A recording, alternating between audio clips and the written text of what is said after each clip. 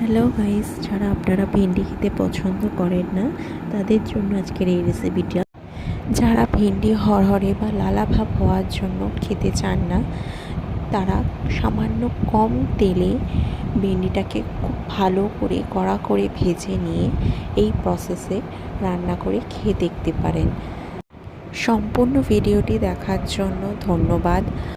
আরও নতুন নতুন রেসিপি জানার জন্য চ্যানেলটি সাবস্ক্রাইব করতে ভুলবেন না।